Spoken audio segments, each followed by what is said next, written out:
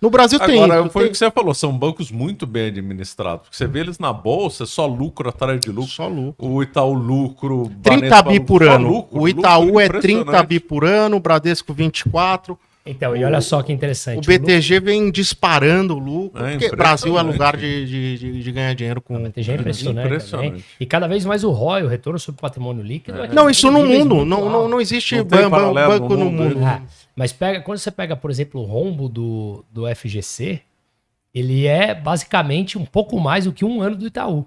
Então volta no papo dele ficar puto. Imagina o cara que tá lá, deu o resultado, é o banco mais eficiente do Brasil, Itaú e BTG, tem que aportar no FGC, aí o cara chega e fala assim, o moleque, como ele falou, que chegou novato... Não, moleque.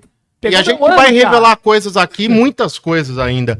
O moleque que pra quê? Pra fumar charuto com bandido, sair com garota de programa, cantar, fazer karaokê com um artista. Comprar a casa milionária. Eu lembro que uma vez eu fiz um comentário, um cara saiu do grupo e até me ofendeu, né? Nossa, você tá ficando louco com essa história do Massa, porque a gente sabia das histórias, como muita gente, mas ele foi até mais a fundo.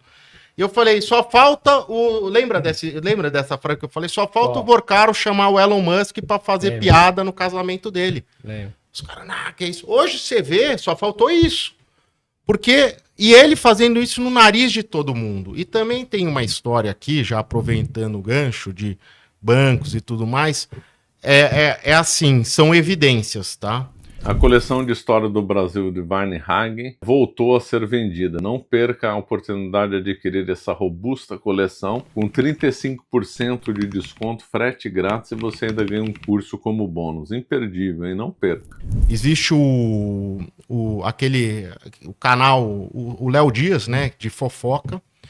Ele publicou, ele parece, o que dizem fontes seguras, que o Daniel Vorcaro financiou o Léo Dias, que ele já era sócio do Léo Dias, mas ele financiou para o Léo Dias fazer uma exposição muito grande, isso foi na época do Banco Master, que foi vendido para o BRB, da esposa de um desses banqueiros, que foi no Instagram, e assim, qual era a intenção, olha a mente do Daniel, ele queria meio, naquela suruba que ele vivia, ele queria desmoralizar o banqueiro na vida pessoal, que teve um casamento aí com uma pessoa, acabou o casamento, e o seu Léo Dias usou o ódio da mulher que foi traída, briga de marido e mulher, e deu para a mulher. E a mulher expôs. Então isso também puxou muito o que a gente está vendo hoje, que é essa conta chegar, porque o Daniel foi um moleque que deram um cheque em branco e ele só se lambuzou.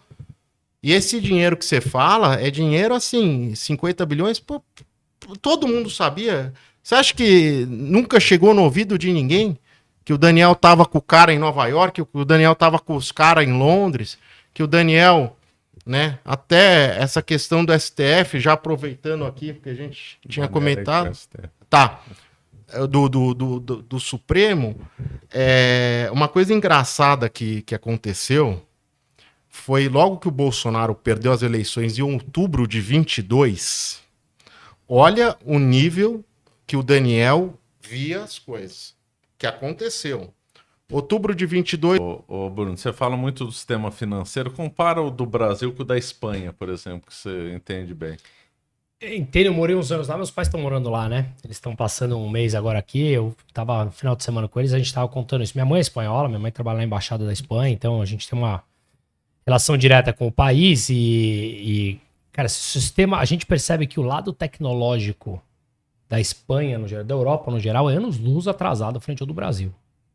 Mas isso inclusive dos Estados Unidos, né? O Brasil é paradoxal nesse ponto, né? Então eu lembro dos últimos 2 anos que eu morei lá, 2018 e 2019, eu trabalhava à distância daqui do mercado financeiro e eu lembro que quando eu mostrava para eles os aplicativos que a gente negociava na época, eles ficavam abismados, assim, mas pô, você compra aqui no aplicativo, você compra qualquer título, uma renda fixa, uma cota de um fundo, assim. Então, realmente o Brasil ele é muito mais avançado nesse lado do que a própria Europa, né? Assim, Marcelo, a Europa no geral, ela ama uma burocracia, né? Eu acho que aconteceu um primeiro ponto que foi muito interessante, que foi ali no dia que teve a invasão dos Estados Unidos, agora que invadiu o Iraque, o Irã, eu lembro que viralizou, você colocou no grupo lá também, um post da Ursula von der Leyen, que é a presidente da Comissão Europeia, que ela escreveu assim, acho que era sábado que teve esse evento, né, da invasão, um bombardeio adicional, e ela escreveu assim, na segunda-feira me reunirei com os principais... Na segunda-feira? Estão bombardeando um país, meu, o petróleo tá explodindo. Você quer curtir as tuas tapas e vinhos no final de semana? Você tá de brincadeira, pô. Então a Europa se traduziu nisso, e não é à toa que você não vê empresas com valor de mercado gigantesco, como aconteceu com os Estados Unidos. Se você lembrar, você vai lembrar bem, quando foi o surgimento da internet ali, digamos mais para o uso do varejo, final dos anos 90, aquela coisa, a Europa regulou, os Estados Unidos liberou. Olha o que são as empresas hoje. O que está acontecendo com a indústria de inteligência artificial? Europa querendo regular, Estados Unidos liberando. Então me parece que o DNA europeu, até que chega o pêndulo quando não aguenta mais, tanto é que grande parte das comunidades autônomas na Espanha que são historicamente governadas pela esquerda estão sendo alteradas, esse pêndulo está mudando também, assim como nos países da América Latina, passa justamente por isso, porque a burocracia cansou. A burocracia cansou. Fazer negócio na Europa é difícil. Seja um banco, seja uma indústria, seja o que for. E na Europa Ocidental, aqui, a média dos salários é muito baixa. Portugal, Itália, Espanha. Então, o sistema, ele é engessado, ele é burocrático, ele ainda precisa do cara com uma caneta na mão, sabe? Eu, Bruno, CPF e tal, autorizo, aquela coisa que a gente vê ainda em instituições, por exemplo, Bradesco, aqui outro dia me pediu uma coisa dessa. Eu tenho um residual ali no Bradesco de uma coisa que eu tô quitando. E aí, Mas aqui o financiamento é muito burocrático também. Muito, Demais, mas muito né? burocrático. Então, eu portabilizei... Você está dizendo que a Europa é pior que o Brasil em A burocracia? Europa em burocracia é pior que o Brasil, né? Sei lá. Eu sinto isso. O meu plano de saúde, por exemplo, é internacional. Era europeu, eu mudei para um americano agora. É outra brincadeira também. Outra brincadeira. Então, esses dias que eu tava falando, eu tenho uma parte da minha casa tá financiada e eu tenho um financiamento a 6,95 pré-fixado. Não faz sentido nenhum você matar isso, né? Que foi lá na época da Selic A2. E eu tô portabilizando isso do Bradesco para outro banco, né? E aí o cara falou, não, você precisa mandar uma carta de próprio punho, escrita. Eu falei, você tá de brincadeira? Carta de próprio punho, meu, sabe? Mandar um portador no Bradesco. Porra, não é brincadeira isso.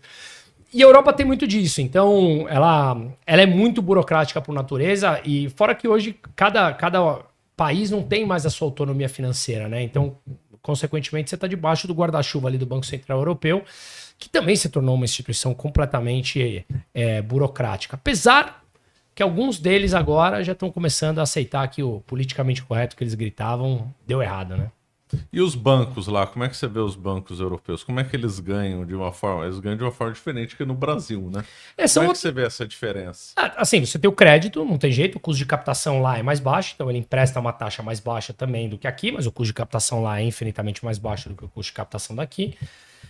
As margens deles, os ROIs dos bancos de lá, dos bancos tradicionais, não estou falando UBS ou grandes bancos de investimento, o banco tradicional do dia a dia do espanhol ali e tal, eles têm umas margens um pouco mais baixas do que daqui, mas de qualquer maneira o sistema ele funciona da mesma maneira. Claro que você tem menos tipos, por exemplo, de investimentos, grande parte do mundo que eu vivi ali de investimentos era muito mais fundo, você tem muito menos emissão privada que vai para o varejo, afinal de contas a taxa é muito baixa, para que você vai tomar um risco de crédito de uma empresa quando a taxa de juros vai ser 2%, 3% ao ano, né? Os bancos se financiam muito com conta corrente, então a taxa que ele paga, remunera, quando você deixa parado em conta corrente é muito baixa, aí ele empresta 2%, 3%, 4% ao ano, então ele ganha nesse spread. O funcionamento é basicamente o mesmo, só que você tem diferentes tipos de alocação no varejo, justamente porque as taxas de juros são muito mais baixas, e você tem um custo de captação muito mais baixo, mas no geral o funcionamento ele é bem parecido, mas no meu entender, eu não sei se número de cabeça, mas você tem mais possibilidades em números São muitos de bancos do que aqui. Não, milhares de bancos. Tô falando da Espanha, tá? Europa, obviamente. Tá. Mas pode estender aí para a Europa. É o que eu falo sobre bancos no mundo, bancos no Brasil. 18%, 20% ao mês, só no Brasil. Que eu conheça. A compra... Primeiro que a compra parcelada, né, é engraçado, só existe no Brasil. Você já parou para pensar nisso? No tudo é visto. Você pode parcelar no cartão no exterior, né? Mas não a compra se seu em cartão si, né? for aqui, né? Porque assim, o Brasil assim, esquece. O que existe no Brasil no setor financeiro não existe no mundo. Por isso que é onde eu bato sempre na mesma tecla. Que é algo assim... Onde que o Brasil deveria se inspirar para melhorar? Nos Estados Unidos? No quê? No setor financeiro? Não, eu acho que o nosso setor financeiro, o que falta é oferta de crédito, que hoje o mercado de capitais vem desenvolvendo muito bem a indústria de FDICs, tá? Vamos esquecer o que aconteceu de errado na Faria Lima obscura. Vamos falar da Faria Lima limpa. Faria Lima de milhares de FDICs que os caras estão lá comparecendo, fazendo e acontecendo. Então, assim, o que eu vejo muito é essa questão fundo, indústria, os FDICs desenvolverem cada vez mais, o crescimento é impressionante, né? O mercado de capitais no Brasil é um dos mais seguros, transparentes e instantâneos. É o sistema mais instantâneo do mundo. Até que a gente é exportador de PIX e tudo mais. Então, assim, eu acho que... Inflação, eu né? acho tudo. Não, foram muitas lições, principalmente da inflação, que a gente traz essas lições. E o Banco Central... Ele realmente ele é uma fonte de vigilância, porque foram muitas experiências ao longo dos anos de ciclos econômicos, de eventos, e também de um país que você tinha 20 milhões de bancarizados na década de 90. Hoje nós temos 200 milhões de brasileiros com conta, com acesso a banco. Chegou a 200 milhões? 200 milhões. Quase a população. Não, com o Pix esquece. O banco digital, até que mesmo o Nubank virou um dos bancos mais valiosos do mundo, né, do Brasil. Por quê? A empresa mais valiosa do Brasil vai e volta, por quê? Porque veio para o Brasil, porque aqui ele nadou essa implantação da tecnologia, tudo. Então, assim, se tem algo que o nosso país tem que ter orgulho, é do sistema financeiro, é do mercado financeiro, é dos profissionais, principalmente funcionários de carreira do Banco Central, e desse mercado que o Brasil é celeiro de banqueiros, sempre foi para o mundo, tá? Agora, pegando esse gancho... Você pega a Amador Aguiar, Setúbal, sim, o pessoal Zé Safra, que saiu da Síria e veio para o Brasil, e ele foi o banqueiro no Brasil. O Zé Safra foi o Zé Safra no Brasil. Veio do Líbano, né? Veio eu acho que foi Síria. Acho que era Líbano, não era não? Bom, tudo bom.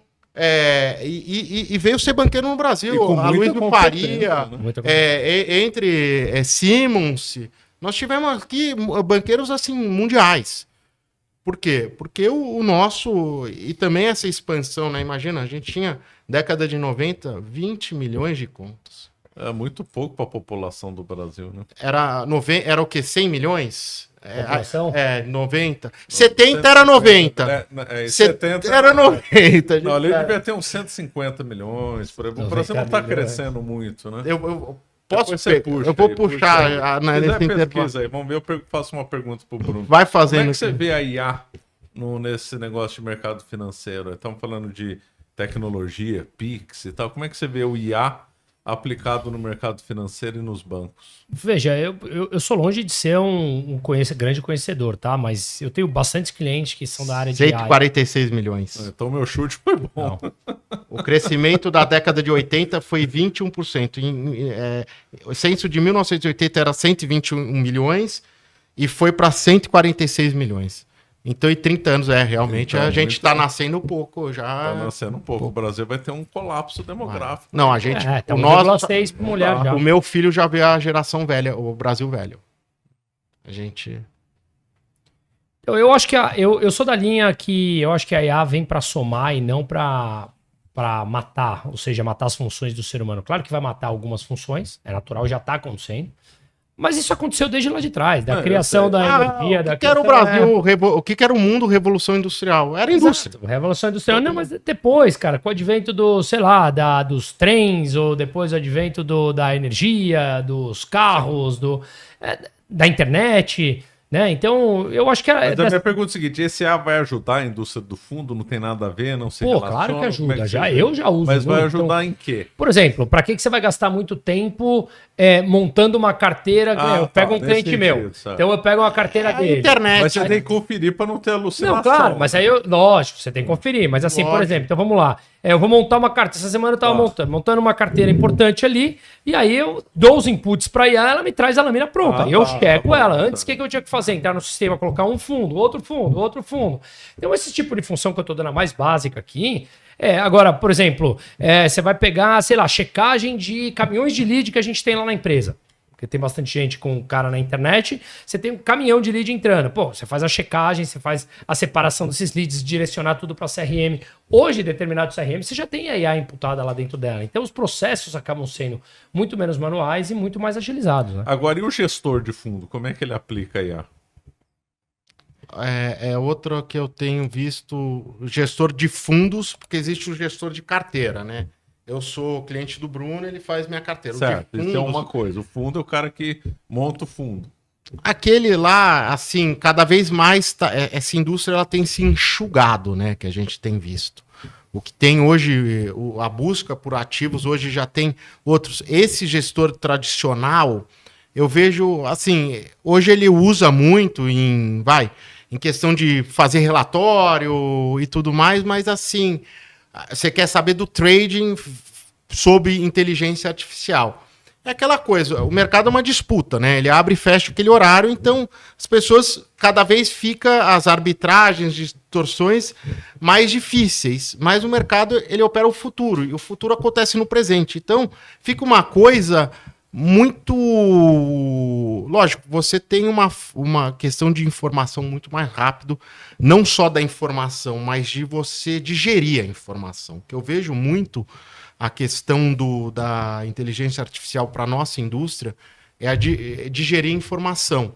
Antigamente, só o Bloomberg, né? Quem tinha terminal Bloomberg conseguia ter essa correlação, montar modelos rápidos. A inteligência artificial, ela libera você na indústria do mercado financeiro, até aí essa ferramenta que com certeza de gestão das informações para os modelos fica muito mais fácil, Marcelo. Você acaba de assistir um corte do Caravelas Podcast. Na tela está aparecendo o episódio completo e outro corte. Muito obrigado pela atenção.